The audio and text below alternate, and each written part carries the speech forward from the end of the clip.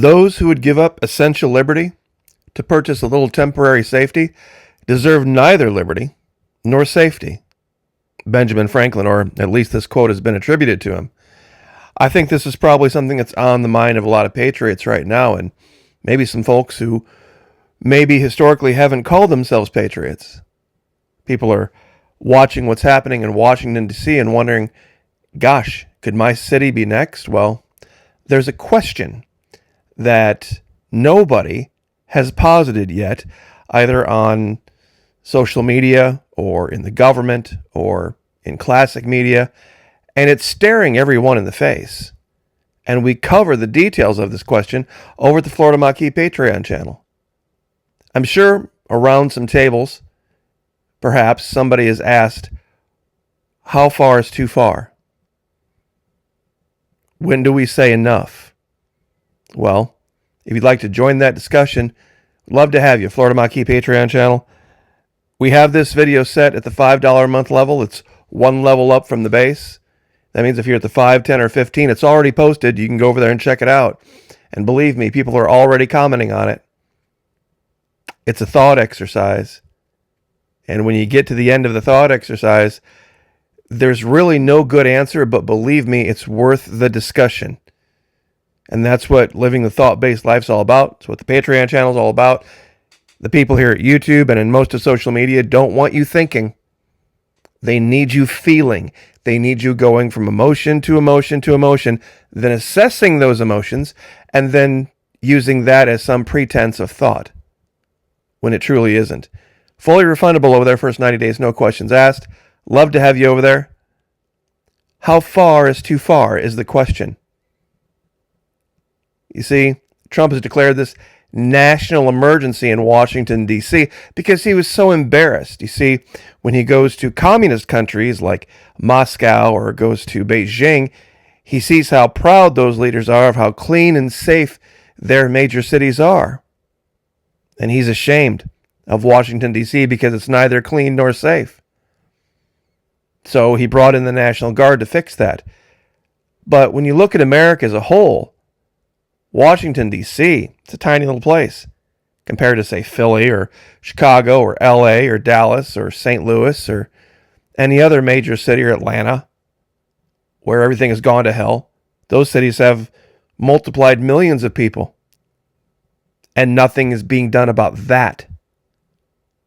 You see, that's the real question about martial law in Washington, D.C.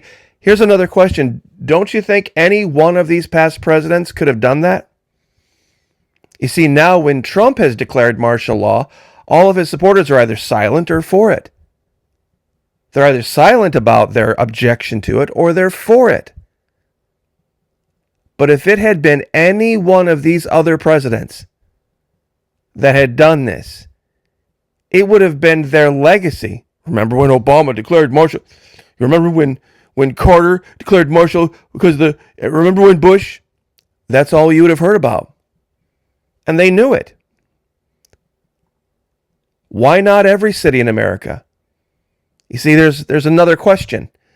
I'm not going to spoil it for the folks who sign up at Patreon, but there's a question that comes after you've explored this one. A natural extension of this. And I'm sure a lot of you probably scratching your heads. Believe me, it brings up a very, very difficult point. Because when you get to this point and you understand what's really happening and why it's happening, you have to accept something about free market capitalism and how far our country has fallen. See, here's even Kristi Noem, way back in February of 2024, a year and a half ago, said if Joe Biden federalizes the National Guard, that would be a direct attack on states' rights. Over the last several years, we've seen Democrats try to take away our freedoms of religion, assembly, and speech, just like Trump did in 2020. We can't let them take away our right to defend ourselves, too. Gavin Newsom found this. Kristi Noem, the leader of Homeland Security now, was decrying the federal government, doing exactly what they're doing right now. And look, I'm not for crime. But that's, you see, that's the question, isn't it? If we're at a state where it takes the National Guard, if we're at a point in this country where it takes armed troops to just have a normal, peaceful day in the nation's capital, what does that really say? Jessica Tarlov echoed this. She said, let's say a Democrat deployed the National Guard to cities controlled by Republicans. Let's say a Democrat president shook down private businesses and said, give me 10% of intel, communism, and maybe I'll make things more favorable for you. Or let's say a Democratic president said they wanted to control what goes in a museum or is said on campus or in protests, or even, I'm not a flag burner myself, but it's established Supreme Court that's protected speech. Now it's a year in jail. Where does that end? Where does that end? I think it's critical to know what's going on behind closed doors. After calling Project Warp Speed one of the greatest achievements ever, Trump has met not once but twice with Bill Gates, not for 15 minutes, but for hours on end. Twice. Just this year. For hours on end with Bill Gates. Money-wise, they can sit and applaud all of the dollars dumping into Washington, D.C. Those dollars are just dollars that aren't in the hands of Americans anymore. And I know this chart is hard to see, but I'll break it down for you.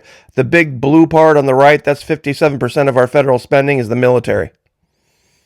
Over here. And I don't know if you can kind of see it. There's a teeny tiny orange sliver over here. 1% food and agriculture. Yeah, all the cuts to food stamps and all the different programs. That's where they're taking the money from. That's not the 6% of government. Nope. Not the 3% of international affairs. Nope. This little 1%, that's where all the cuts are happening.